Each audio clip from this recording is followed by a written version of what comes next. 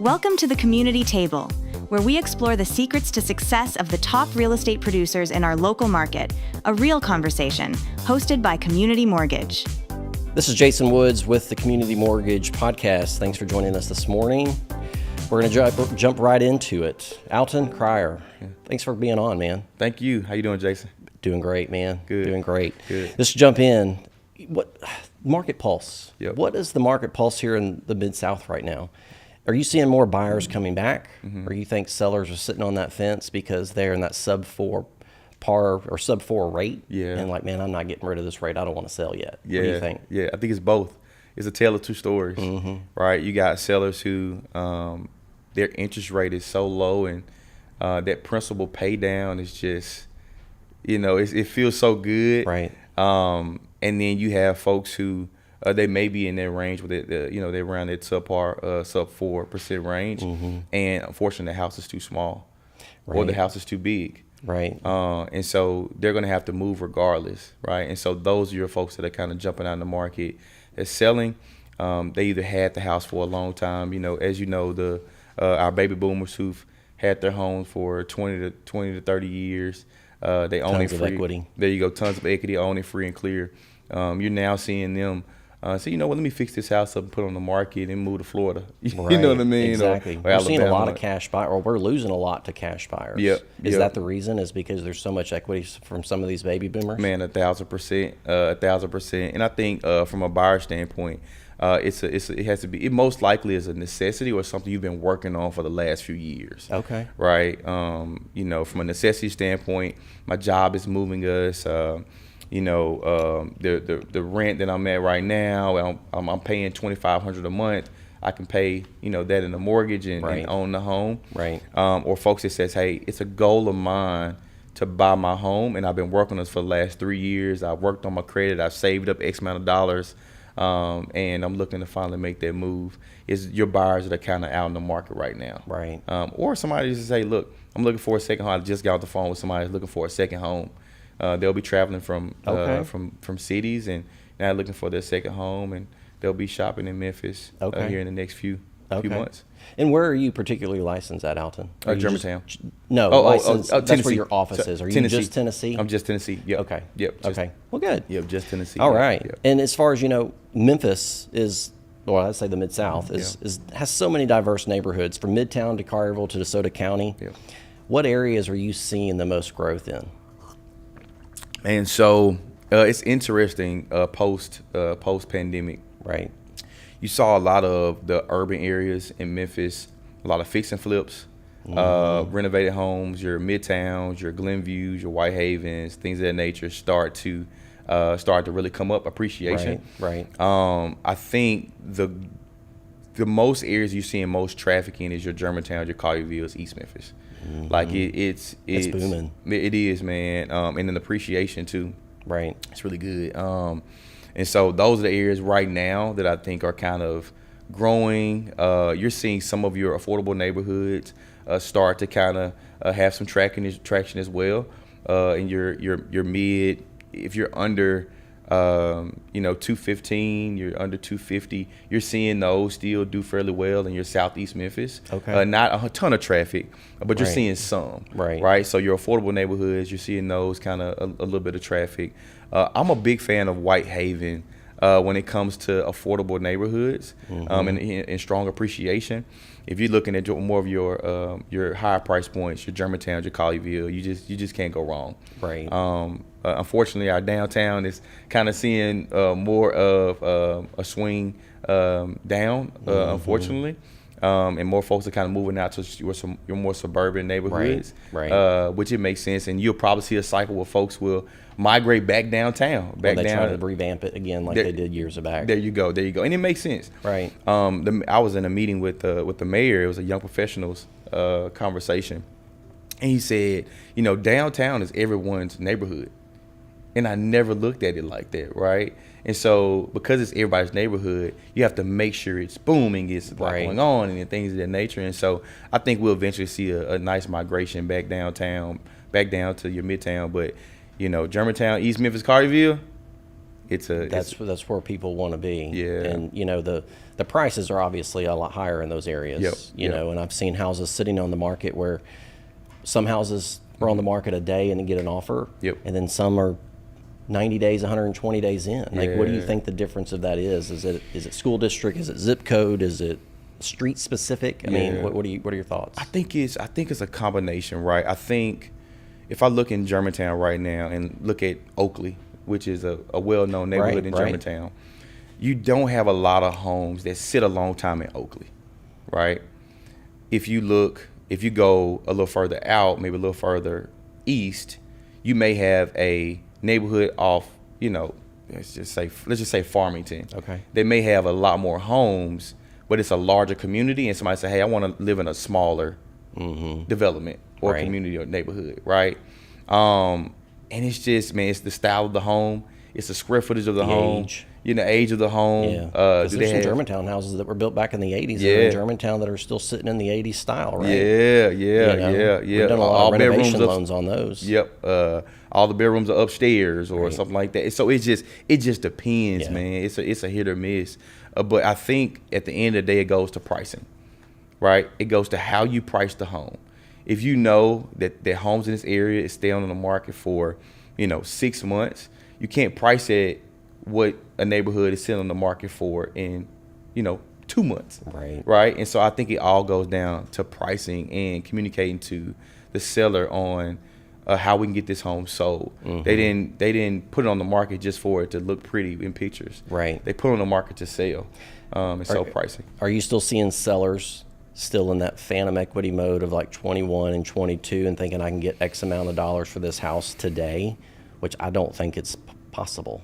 What are you seeing there? Of course. Everybody wants the money that they think they have, right? My house is worth $650 right now. It's $450. Right, exactly right. You might have got $650 in 21. There you go. Somebody paid $100,000 over, right? There you go. We also at the same time, homes are not significantly, but when the appraiser comes in, before they were coming in 10, 20, 30, 40 grand over what the offer price was. Now they're coming at asking, sometimes a little bit lower, just depends. And so you have new appraised values or comparable sales. You have to factor that in now. Of course. And now when we look at comps, we're looking 30 days out, 60 days out. What's pending? Right. Now we're jumping on the call and saying, hey, just out of curiosity, have y'all gotten past the appraisal period? What are y'all coming in at? Okay. If you're under contract, what are y'all coming in at under contract? Because that is a direct post of what we should price it at, right? Versus basing it off what has sold 6 months ago. I commend the seller because they know what's going on in their neighborhood, right? They know that someone John sold really low because they had to get out of here, and that affects the comps for the next buyer. For sure. Or they know that Jane sold their house 6 months ago, and this is what they sold it at, right? And so, they know what's going on. It's just you have to give them the data and the correct information for now. Gotcha.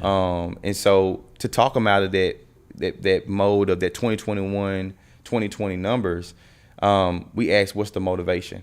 Okay. What's the reason behind you selling? That's good. Right? And when you find out that, hey, I need to move here, or I need to take these funds and put them into a high yield savings account so I can save for retirement, whatever the reason is, once I know the motivation, okay, we can go route A where we market it or we put it on the market X amount of dollars at market value or under market value to go ahead and get it sold, or we can go with the price that you suggest.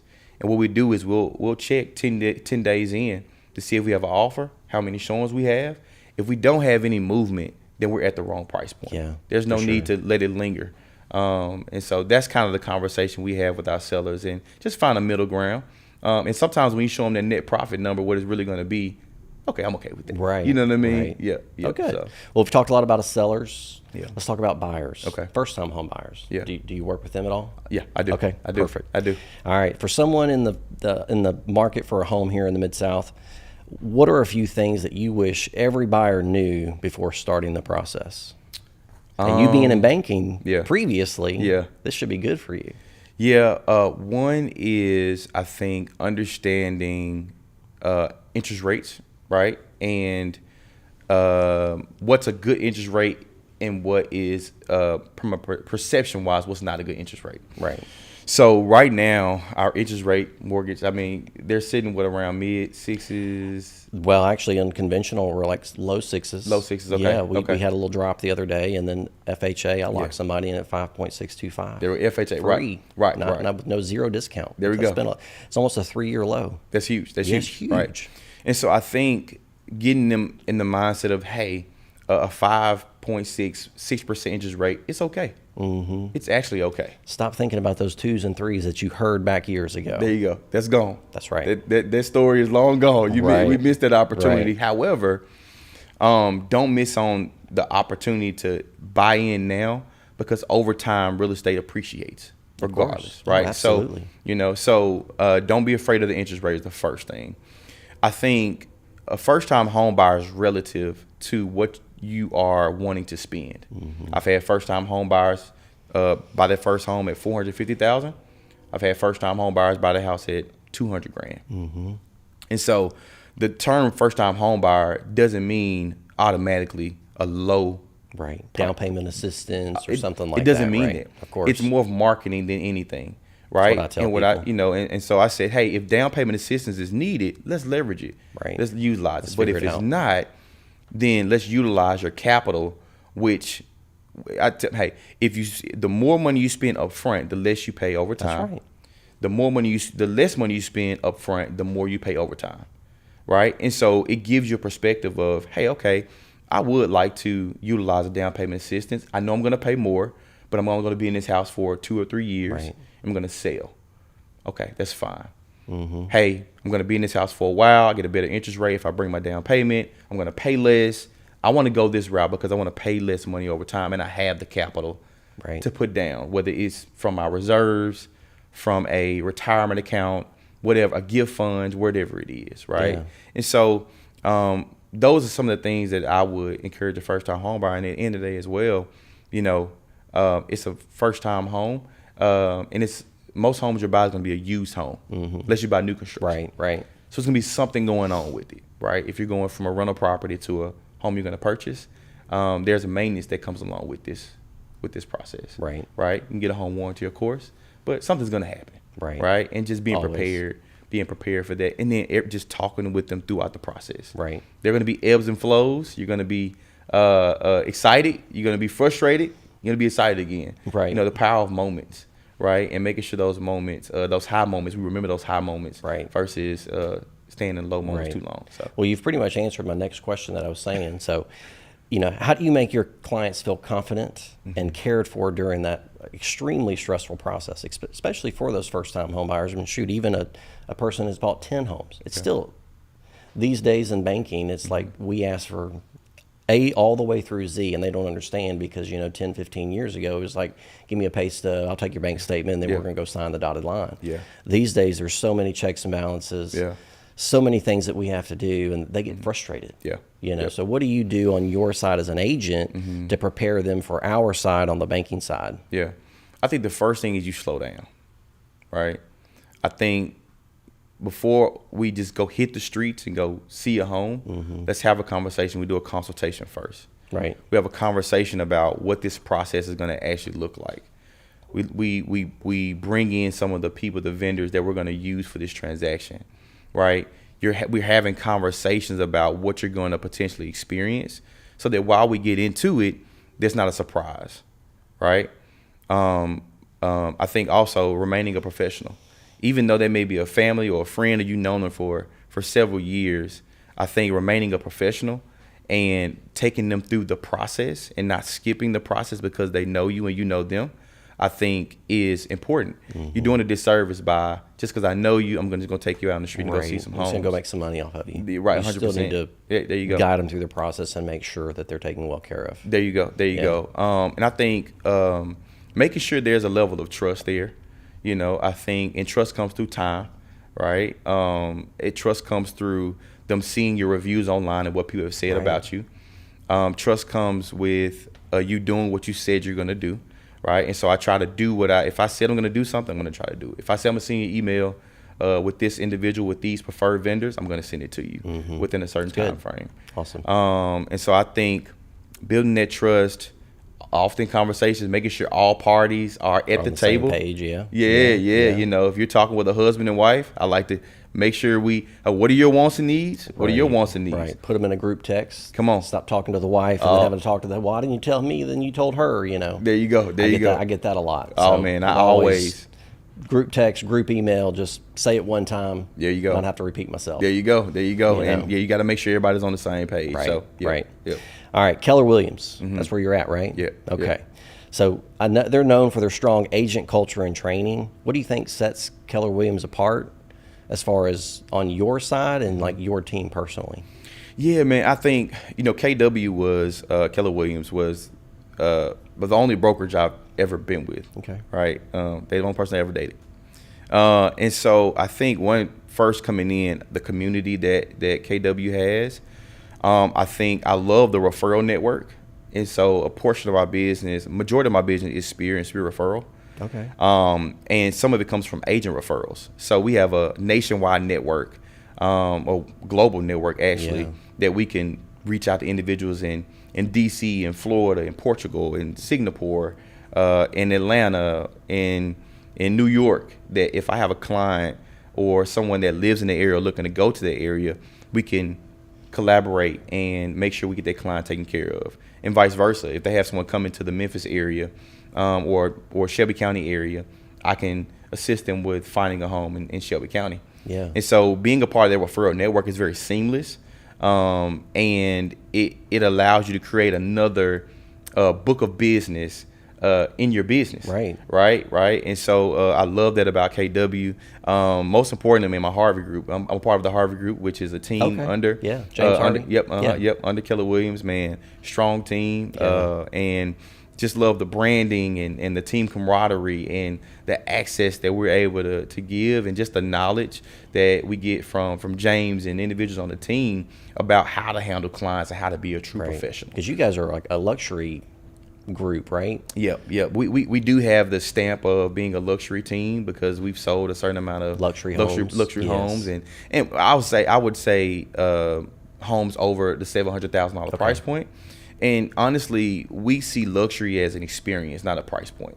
Okay. Right? Luxury is how we serve our clients, how we treat our clients as individuals, how we service them, and we try to provide white glove service, the high level communication, you know, making sure that you have the right vendors that make sure that it's a seamless process. That's what creates a luxury experience. When you go to the Ritz-Carlton, yes, the hotels may be, you know, fairly high in price, but it's the experience. It's the It's the mitts on the pillow. It's the Le Labo lotion that you get in the hotel room. The nice white cloth, terry cloth robe. There you go. You know, the slides and all that good stuff. It's the experience that you get. And so we consider that to be a luxury. And so if you're buying a house at $200,000, you get that same luxury experience because it's white about glove service. There you go. Because it's not about the price point. It's about your experience. Awesome. Now, what's one super secret thing about you in real estate that nobody knows? Maybe that I actually was I was a dual agent for 6 years before I actually went full-time real estate. Okay. Yeah. Tell me more about that. What do you mean a dual agent? Yeah. So dual agent means that you have a full-time career outside of real estate, but you also run a real estate business. Okay. Yep. And so for several years, I worked with Orion Federal Credit Union. Good in my world, banking. Okay. Yeah, in banking. I worked in banking for a total of 9 years actually, and it was amazing. I love the company. Had some great folks there in leadership. My colleagues, the brand, the organization, they really set me on a pathway to get well connected in Memphis and put me in the right space to be successful. And the experiences as well were amazing. But during that time there, I ended up getting my license from a good friend of mine, Cedric Brooks. He said, "Man, I'm about to get my license again, and I'm about to start a team. Do you want to kind of help join?" And I said, "Hey, I'll think about it." So Sid was on our board. I have a nonprofit as well. I know we'll probably talk about that. And he was on our board, and he was like, he encouraged me to take the test. Ended up taking the test. I passed the national portion, failed the legal state portion. And so I had to take that over again, and became an agent, man. And I did it part-time dual for a number of years, and it was fun, and I felt like it was time for me to go in full time and run the business full time. Jump in feet, you know, right? Head first, maybe. Head first. But yeah, that's one thing folks may not know. Yeah. All right. Well, what systems or habits have helped you scale your business in real estate, but still being a present father? Yeah. And also a husband. Yeah, man. And so I think sometimes going through the fire and what touching the stove, sometimes getting burnt, you realize that, hey, that's hot over there, and I'm not gonna do it anymore. So my first 5 years was, again, if I'm a dual agent, you're working a full-time job, you are running a real estate business, and I had a nonprofit at the time. I still do. I was working on my nonprofit at the time as well, and wasn't getting paid for the nonprofit as well. We were just doing it out the kindness of our heart. Out of service, yeah. Out of service, and you got those three things going on while also your wife is pregnant. Right. With your first? With our first. Okay. And then we had our second. This is all kind of during COVID and things of that nature. And then we ended up having our third post-COVID back in 2024, excuse me. Babies. Yeah, I know. Yeah, man. Yeah, we're done though. And so during that time, hustle and bustle, man. I've been working since I was 13 years old. So working hard is not an issue for me. My dad taught me that a long time ago. Great work ethic. And you're working and doing all these things and realizing that someone is suffering on the other side of your hustle. Mm-hmm. I realized that was my family, and so after going through the hustle and bustle, working late nights, things of that nature, we ended up in marriage counseling, and through that conversation, through marriage counseling, we realized that my schedule needed to change, and so when we talk about systems. As a business owner, you have full control over your schedule. And what I realized, I have full autonomy over my schedule. Mm-hmm. Right. And so I deem Sundays as family days. I won't work on Sundays. Right. Because I was working, playing golf, doing activities on top of working, et cetera. Right. And so Sundays were off limit for work. And we would do that. Second, I hired a transaction coordinator. Right. One thing about being a real estate agent is you have all these roles you have to satisfy as a real estate agent, but you also have the real estate business, right? Mm-hmm. And so I hired a transaction coordinator, and that relieved me from doing a lot of the documentation. Paperwork, right? I think also really fine-tuning my consultations. So when I'm doing my showings, we're very intentional about what we're looking for. So we're not driving all over the city looking at 15 different houses just because they want to. There you go. Right. We're very dialed in on what we're really looking for. And then also focusing in what my business is, what my niche in my business is, which is spear referral. Right. In real estate or any company, you can get their shiny items of what you could do. Right. Mm-hmm. This strategy and this idea and that idea.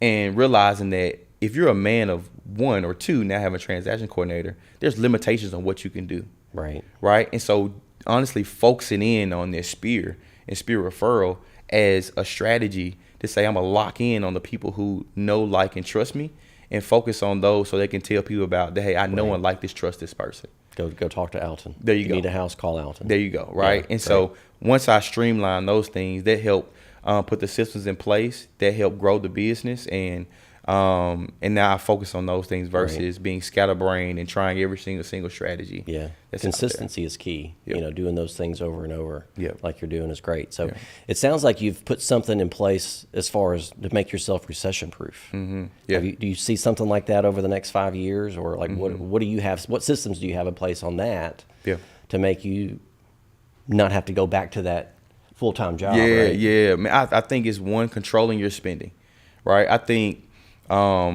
controlling our current spending right now is very important. And so, hey, do we need to go out to eat every day? And everything's expensive. Oh my gosh, it's so expensive these days. Yeah.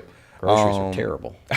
Exactly. Especially three babies. Man, I can't even imagine these days. I got teenagers and grown people. So I mean, shoot, they come over and eat my house, and just crazy. Yeah, I understand. And the toddler is eating. My youngest is eating like the other two. So we're not on baby food. He's like, I want pizza. I want real food. I want real food, lasagna, spaghetti. And so I think one, controlling your personal spending. being very intentional. What is our allowance for this month? What is our allowance for this week? Whatever it may be. I think putting aside a certain amount for taxes is very important, because what'll happen is that'll sneak up on you as well. Being a business owner, you have to do that. There you go, right? And so I think just doing the necessary things to run a business, right, and not running it as a side hustle. I think staying in front of your clientele and offering service when they don't need you is very important. A lot of times in business, you sometimes only make yourself available and seen when you need something from them. Right. So how do I provide service to my clients when they don't need me, right?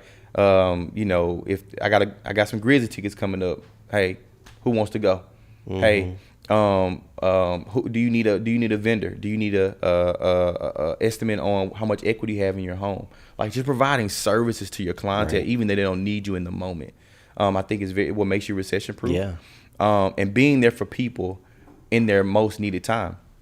And so I can't count on my hand how many times I've sent food to a client who was in the hospital, right? Someone who had a pass in their family. Okay, here's dinner for you guys, so you don't have to leave the home, right? How are you there for people in their most vulnerable times, right? And not only the time when they need a house sold or they're trying to buy a house. Those are the things I think that make you recession proof. Yeah. They remember you. They do, and it's not because it's a great business strategy. It's because it's the right thing to do. So, yeah. Well, good. Agent leader partnership. We talk a lot about teamwork. It sounds like you have a great team over at the Harvey team. Yep. From your experience, what does great partnerships look like between that lender and agents? Yep. What are you seeing out there? Like, what do you do for the lender? What does the lender do for you to make that great teamwork? Yeah, I think everyone plays their part. And you stay in your lane, right? I get that. I think as an agent, my role is to facilitate this transaction and quarterback, or be a general, quarterback this deal, right? And so when it's time to pass the ball to receiver, pass it off. Right. When it's time to hand the ball off to the running back, I hand it off.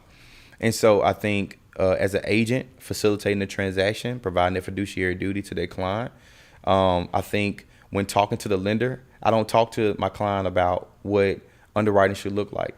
I say the underwriting process is coming, but talk to your lender about what their process looks like. I don't talk to my client about what discount points they should pay for. Talk to the lender about that. I may bring it up. It's a conversation point, but talk to the lender about what they actually looks like. I don't talk to the client about deeds and titles.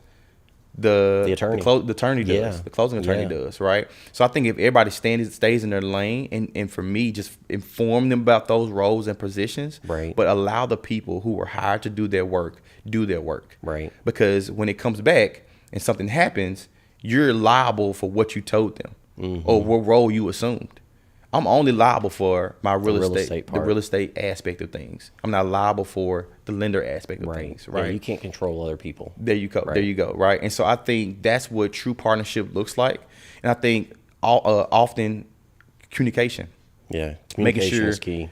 Make sure everybody on the same page, right? When it comes to deals that may go south, let's jump on the call. Hey, get the buyer on the phone, get the lender on the phone. As soon as possible. As soon as possible. Not 2 days prior to closing, right? There you go. When you knew 3 weeks ago. There you go. Let's jump on the call now. Let's talk it through and figure it out. Communication. Forget a text message. Forget this email. Let's jump on the call. We're going to jump on a three-way. When are you available? When am I available? Let's jump on the call. Let's make this happen. Yeah. And so I think that is the key to true partnership. Everyone staying in their role, everybody doing their role very well with the standard of excellence, and get their client to the finish line. Right. Because, a lot of buyers don't understand what goes behind the scenes, on behind the scenes, right? Yep. With all the contract stuff, or even in my world, or in the, the financing stuff. Yep. What do you do to prepare them?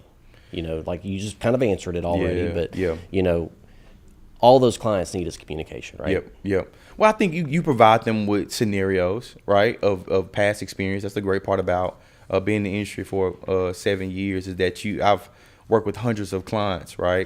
So I'm able to talk with them about different scenarios of what happened and what worked and what didn't work, right? And in our consultation, we're talking about if you want to do discount point, what does that look like? How much you need to possibly have saved up in reserves, right? Depending on what strategy you're going to go, if you're going to do a down payment assistance or you're going to bring your own money down. We're talking through all those things in the buyer consultation and also in the seller consultation, right? Of what should I expect? the great part about being in this industry for several years, if you've walked and you've seen different scenarios and you can explain that to a client and give them that experience, right? So they know, or they got to understand what could possibly happen. Right. So. Yeah, because like I said, communication is key and is everything to me in my world. So what are some of the best ways you've seen loan officers support you and your clients to get you guys to the finish or to the table? Man, like who you work with, like yeah. what's some of the things they do Yeah. on a monthly, yearly basis? Like how do they get you to the table and you're happy? Well, one, as someone that participated in the mortgage industry for a short period of time, again, thank you for your service. Appreciate that. They know their guidelines, Right. Right. They know their programs, right. They assist me by being excellent in what they do and knowing what guidelines are actually applicable now, Right. Because the mortgage industry It's forever changes. changing. There you go, right. And so being equipped and you all staying knowledgeable about what's available and what has changed is the game changer. How they can help your client. No question. You know, you being out of the banking world, you may not know about a new program that's popped up, or That's you right. think you had a program 8 years ago, but it's Yep. no longer there. There you go. So it's our job to Yep. know those things for you. Yep. Knowing what money is available, what money is not available. Knowing what product is best for that buyer. Right. If we're going, like we talked about QM and non-QM, Right. What's best for their buyer, right? Based on their scenario, right? Having the products and services that could have somebody, if somebody needs a bank statement loan, they can do that, right? If somebody has a W-2, they can do that as well, Right. Knowing that as a lender or as a vendor changes the game. And staying on top of it. Have a really good team too. Right. A good processor, good underwriter, and a good closer. Like Right. those things are game changer when it comes to a great Yes. vendor. Yes. Having a good processor is going to get all the documents on the front end and making sure the person, when they pre-approved and they're ready to rock and roll, they're ready to rock and roll. Right. We verify income. We've done desktop underwriting. I mean, we've done DU. Right. We've done the necessary things to make sure that when we put an offer in, that this person is Pre-approved, not pre-qualified. There you go. It's a huge difference, It right, is. Alton? Yeah. Yeah. Explain really quick on So yeah. pre-qualified means that, if somebody sends in, they pull credit, and they're going to put in that loan application that they make X amount of dollars a month. Well, I can run DU, which is Desktop Underwriter. It's an underwriting system that we have to run every single loan through to make sure we get an approval or not approval. You know what that is. Yep. So with those two items, I can say you, Alton, are pre-approved for $400,000, but I didn't verify anything except when I looked at your credit score. You might have a 780 credit score. Right. You may have put you make $6,000 a month in income. Right. You might sometimes with the overtime and commission and bonus that you may receive, right? Right. Depending on how long you've been at your job. Come on. There's Yep. so many things Yep. that we have to look into. And when we get down to the nitty gritty and we get those pay stubs later on down the road after I pre-qualify them and told you qualify for 450 and your agent went and wrote you up a contract, once I actually get those documents, well, guess what? You only really make about $2,800 a month because I can't use your overtime. I can't use your commission because you've only been there for 6 months. Yeah. Got to have a 2-year history. Yep. It can go on and on. There you go. So what a pre-approval is that when that person pulls credit, we look at those documents, income, assets, all that stuff. We run DU. We get sometimes underwriters to look at the income, especially if they're self-employed. We always make sure, because self-employed borrowers, we've got to look at gross K1, expenses, K1s, yep. S corps, whatever. I Yep. mean, they might have 3 different types of businesses. Yep. And that might take 3 days to qualify that person, Yep. just on the fact that there's so much income, there's so much write-offs, and what's that bottom line? Yep. Yep. We look at the bottom line, not, Yep.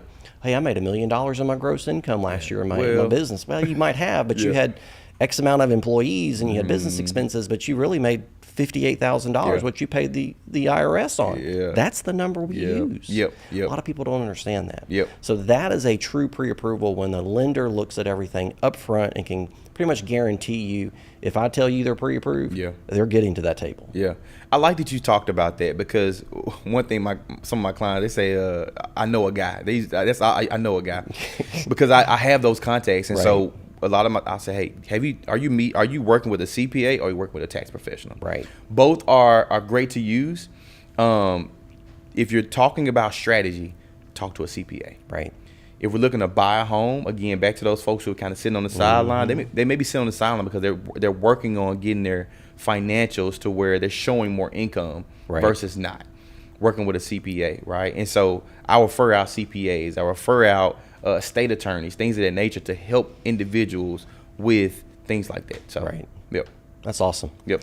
All right. So I know you said been in this roughly 7 years, right? Yep. You built a great reputation here in Memphis on the Harvey team. What drives you every day, and what's one piece of advice that you'd give a new agent coming on the scene today? Man, what drives me? Man, I just want to do right. Yeah. I just want to do right by people. In all honesty. It sounds like you have a service heart. Yep. I do, man. I just want to do right by people, and if I could be a part of one of the greatest purchases that someone would ever probably buy, and they trust me with that, that's an honor. It goes a long way. It goes a long way, man. And if I can give you an experience to where you said Alton took care of me, he helped me with others, and refer friends, others, family, and there others. You go. That's the biggest compliment right there. Yep. And so for me, that's what drives me. Okay. Of course, doing well financially is important because that supports my family. But just doing right by people is the thing. Like, and I know in this business, it could be rough, man. It could be rough. It's a roller coaster. It is. Sure. It could be rough, man. And it's people are territorial. You have to deal with egos. You have to deal with pride. You have to deal with a number of different things in this industry when you're dealing with people. But at the end of the day, I want people to say that if Alton did something, he did it. He charged to his head, not his heart, right? But he does the right thing. He's a true professional, right? And I can trust him. That's good. That's what drives me, right? In all honesty. And if I could tell someone that is new to the business, coming into this industry, I would say run your real estate business like a business. Don't run it like a hobby. Run it like a business. Create you a LLC, S Corp, whatever it may be. Think about if you want to pay yourself a 1099 or a W-2. Build a system around how you follow up with people, right? Get comfortable with having hard conversations, right?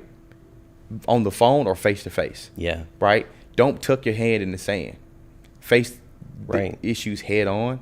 That's what would be some of the advice I would give a first time agent. But most importantly, build this thing like a business, not as a hobby.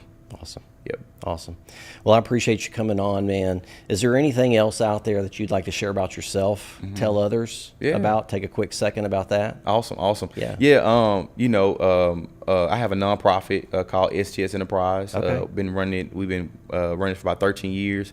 My business partner, Jeremy Calhoun, he's the president, and so he runs the day-to-day, making sure it happens. And the work we do in our city of Memphis, we empower probably 500 students a year. Oh, wow. Making sure that they have access and they're exposed to workforce opportunities that they're interested in.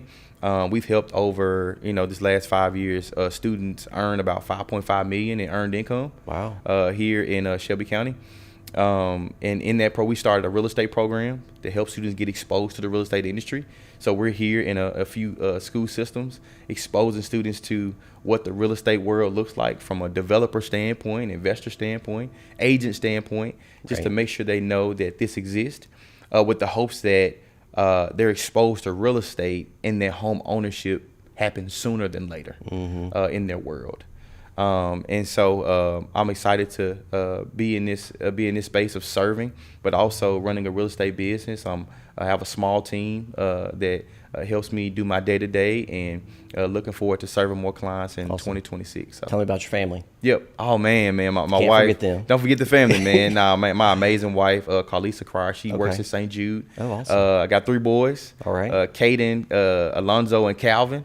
And so I don't have any gray hair yet, but I think they're coming soon. They're coming, man. They're coming soon. I promise you they're coming. I know that, man. But no, man, they're my heart. That's where I find my most my joy is my family, man. I'm a family guy, and so on my voicemail it says that if you miss me, I'm either in a meeting, on a call with my family. Yeah. You know, Awesome. and so family's super important. It's important, man. It's my world, man. That's so, awesome. Yep.